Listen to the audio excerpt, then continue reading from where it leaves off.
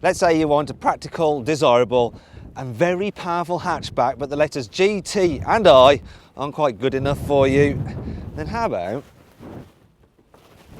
R? This is the new Golf R, and it's the most powerful version of Volkswagen's small family hatchback. Under the bonnet is a 2-litre turbo engine with 296 brake horsepower, and it's mated to VW's latest 4Motion all-wheel drive system.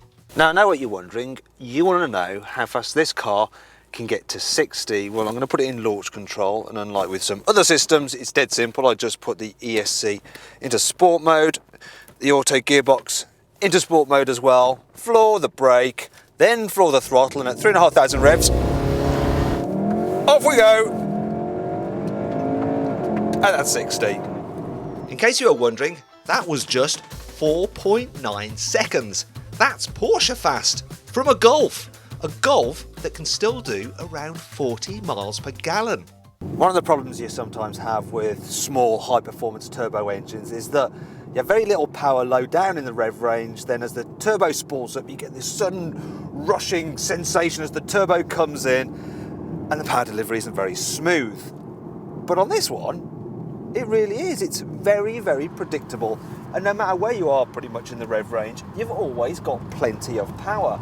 So this car in some ways feels more like a 4-litre V8 rather than a 2-litre with just 4 cylinders.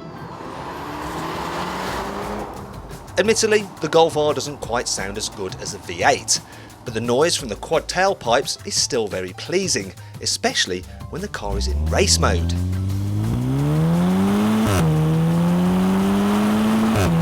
Other upgrades are a chrome bar in the grille, a smattering of R badges and some unique 19-inch alloy wheels. Inside you get piano black shiny trim on the dash, body hugging sport seats, blue instrument needles and a steering wheel with the letter R on it. Other than that, it's Golf business as usual.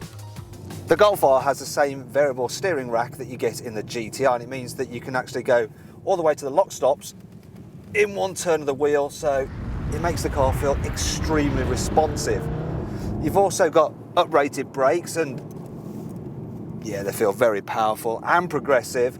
Plus you've got lowered uprated suspension over the GTI, though if you've got the adaptive dampers put in comfort mode, I don't think there's really any trade-off in terms of comfort. It's still a very comfy car to travel in. Obviously the big news with the R though is the all-wheel drive system. Now it's newly developed for this latest Golf R, and it can send pretty much almost all the car's power to the rear wheels if the fronts start to slip. And you do really notice the extra grip it gives you on very tight turns. So if we turn and then apply the power, it just shuffles the power around from front to back.